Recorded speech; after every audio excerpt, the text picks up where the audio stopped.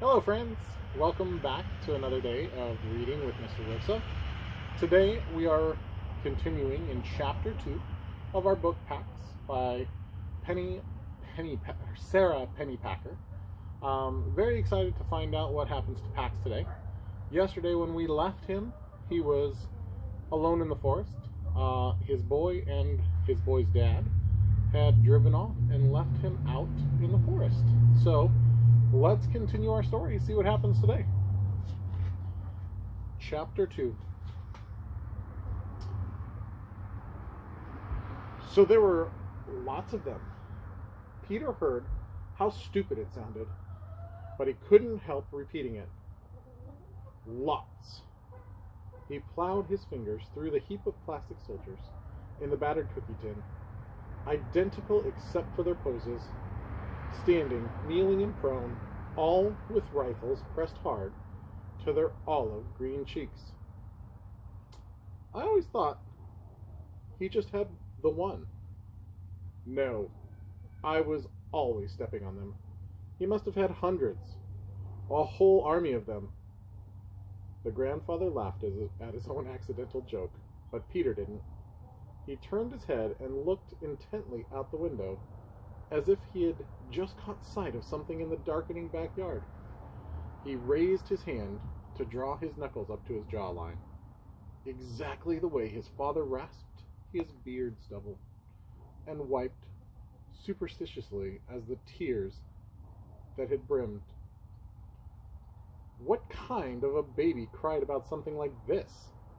And why was he crying at all anyway? He was 12. He hadn't cried for years. Not even when he'd fractured his thumb bare-handing Josh Horian's pop fly. That had hurt a lot. But he'd only cursed through the pain, waiting with the coach for x-rays. Man up! But today, twice. Peter lifted a soldier from the tin and drifted back to the day he'd found one just like it at his father's desk. "What's this?" he asked, holding it up. Peter's father had reached over and taken it, his face softening. "Huh. Been a long time. That was my favorite toy when I was a kid." "Can I have it?" His dad had tossed the soldier back. "Sure." Peter had set it up on the windowsill beside his bed, pointing the little plastic rifle out in a satisfying show of defense. But within the hour, Pax had swiped it, which made Peter laugh. Just like him, Pax had to have it. Peter dropped the toy back into the tin and was about to snap the lid back on when he noticed the edge of a yellow photo sticking up from the mound of soldiers. He tugged it free. His dad, at maybe 10 or 11, with one arm draped around a dog, looked like part collie, part 100 other things. Looked like a good dog, the kind you would tell your own son about. "I never knew Dad had a dog," he said, passing the photo to his grandfather. Take a look. There is our picture of the toy soldier. I'm guessing that's the one that Pax grabbed from him. "That's Duke. Dumbest creature ever born. Always underfoot." The old man looked more closely at the picture, then over at Peter, as if seeing something for the first time. "You've got the same black hair as your dad." He rubbed the fringe of his gray fuzz, branding the top of the head. "I had it too, way back. And look, he was scrawny then too, same as you, same as me, with those ears like a jug. The men in our family. I guess our apples don't fall far from the tree, eh?" "No, sir." Peter forced a small smile, but it didn't hold. Underfoot. That was the word Peter's father had used. He can't have that fox underfoot. He doesn't move as fast as he used to. You stay out of the way too. He's not used to having a kid around. You know, war came and I went and survived, like my father. Like your father now. Duty calls. And we answer in this family. No, sir. Our apples don't fall far from the tree. He handed back the photo. Your father and that dog, they were inseparable. I'd almost forgotten. Peter put the photo back into the tin and pressed the lid down tight. Then slid it under the bed, where he'd found it. He looked out the window again. He couldn't risk talking about pets right now. He didn't want to hear about duty. And he sure didn't want to hear any more about apples and the trees they were stuck underneath. What time does school start around here? He asked, not turning around. 8. They said to show up early. Introduce yourself to the homeroom teacher. Miss Merez or Ramirez? Something. I got you some supplies. The old man nodded over to a spiral notebook. A beat-up thermos and a bunch of old stubby pencils bundled together with a thick rubber band. Peter walked over to the desk and put everything into his backpack. Thanks. Bus or walk? Walk.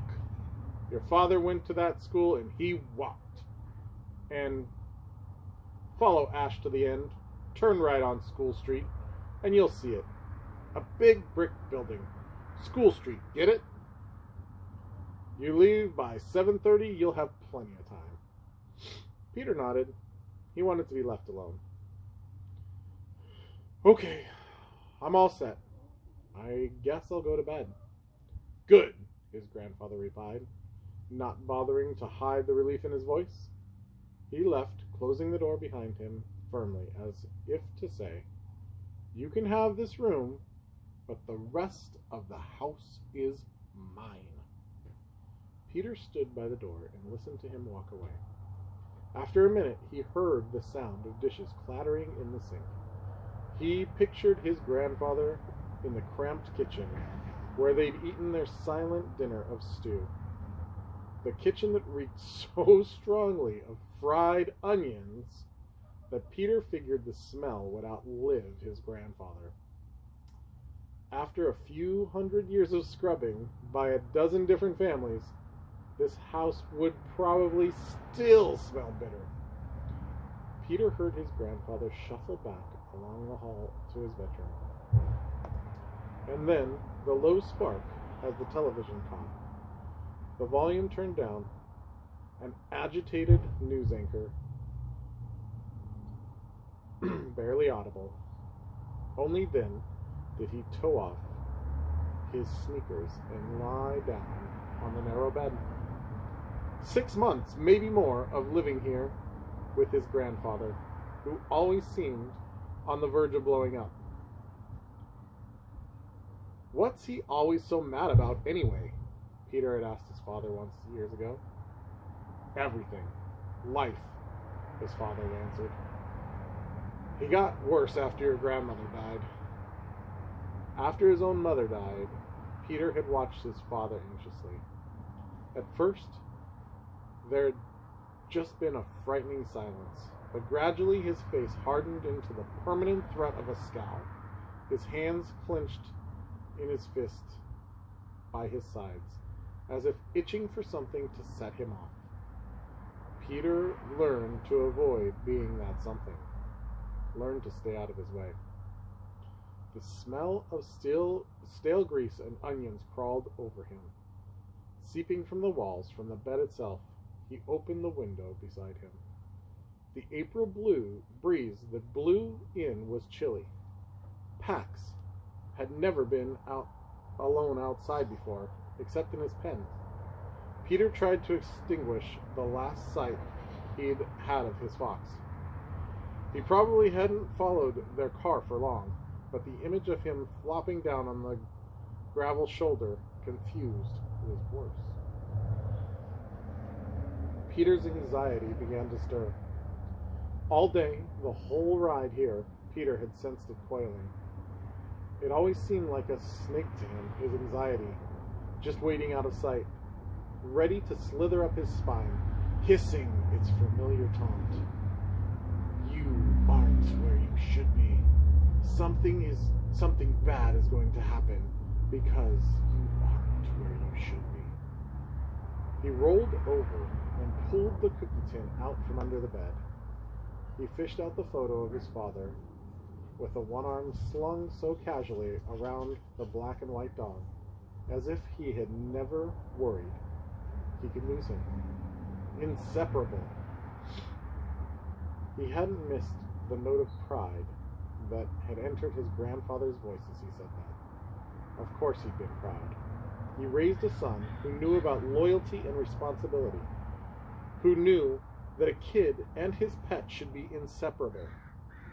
Suddenly the word itself seemed like an accusation. He and Pax. What were they then? Separable? They weren't, though. Sometimes, in fact, Peter had the strange sensation that he and Pax merged. The first time it happened had been the first time he'd taken Pax outdoors. The kit had seen a bird and had strained against the leash, trembling as though electrified, and Peter had seen the bird through Pax's eyes. The miraculous lighting flight, the impossible freedom and speed.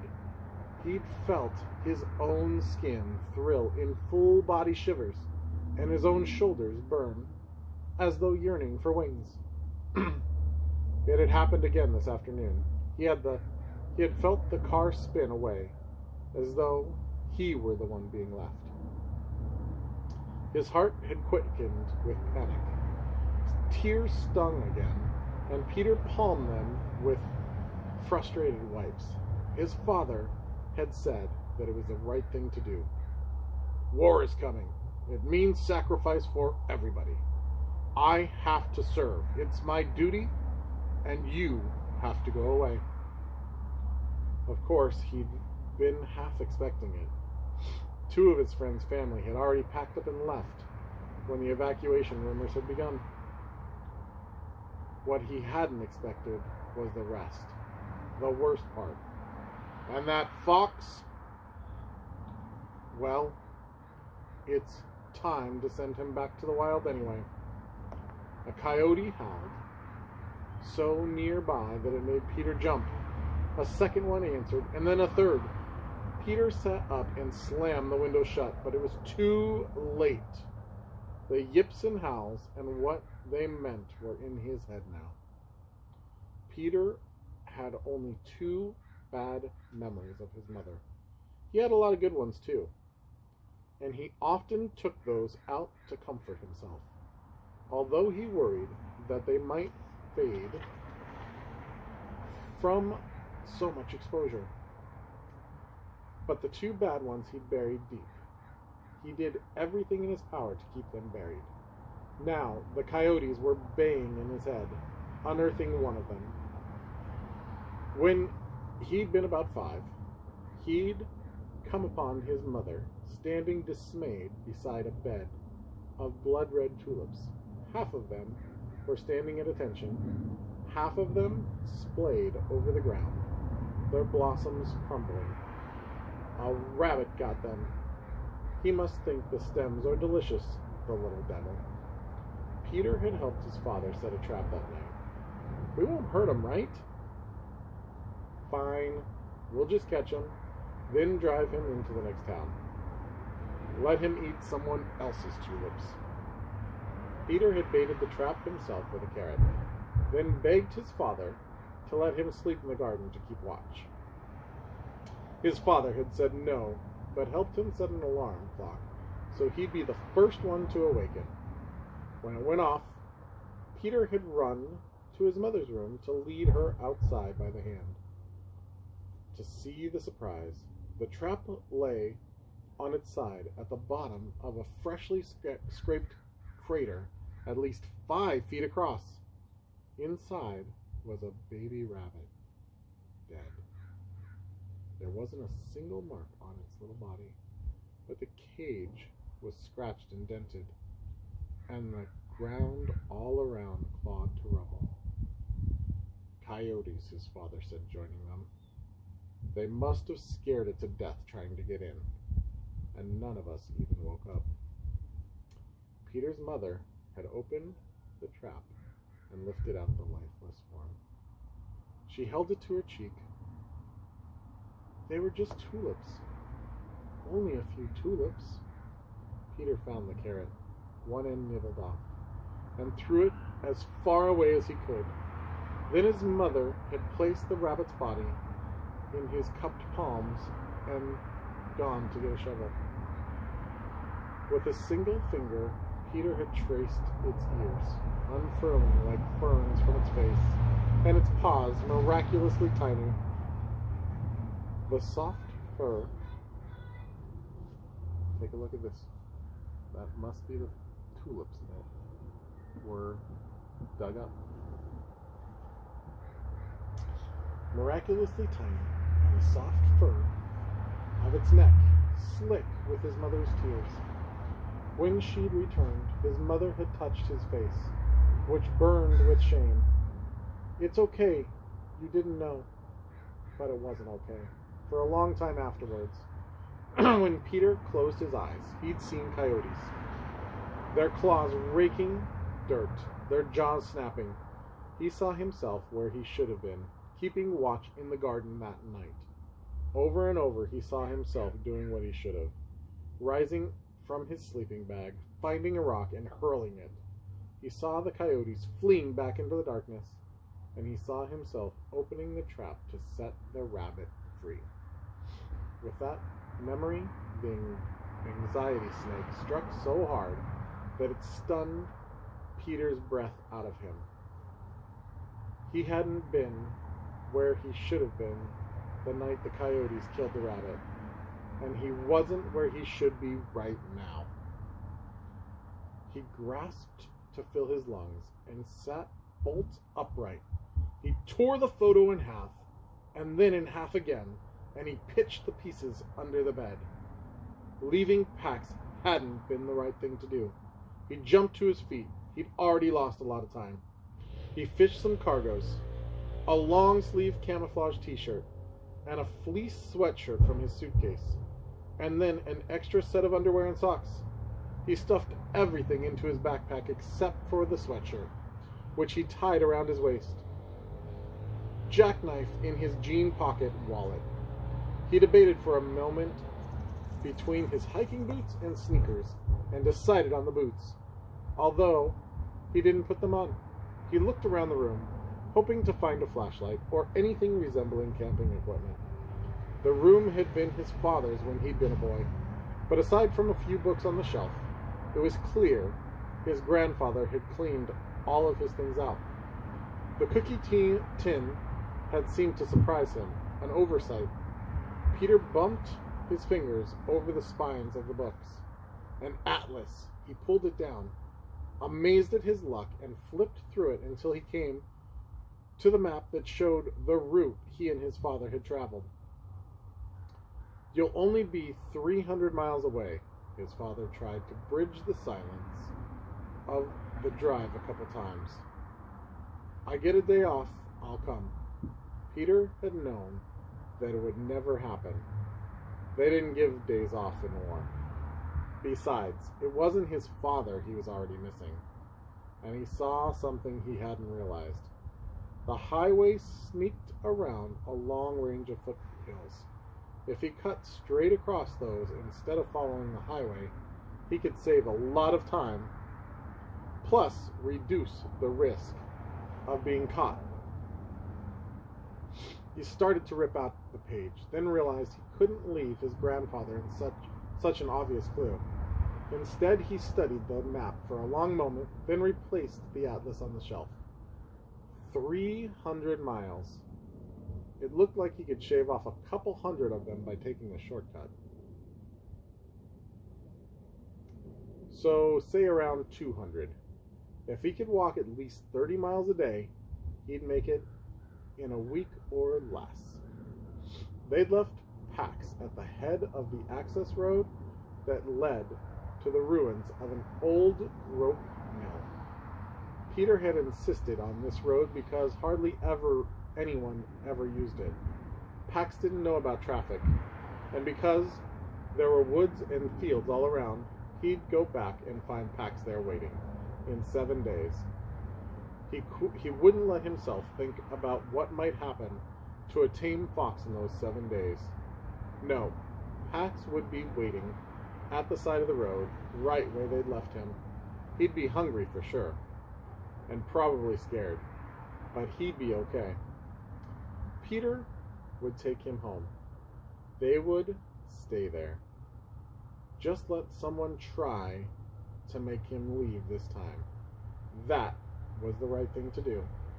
He and Pax, inseparable. He glanced around the room again, resisting the urge to just run. He couldn't afford to miss anything. The bed. He pulled the blanket off, rumpled the sheets, and punched the pillow until it looked slept on. From his suitcase, he took out the picture of his mother that he'd kept on his bureau, the one taken on her last birthday.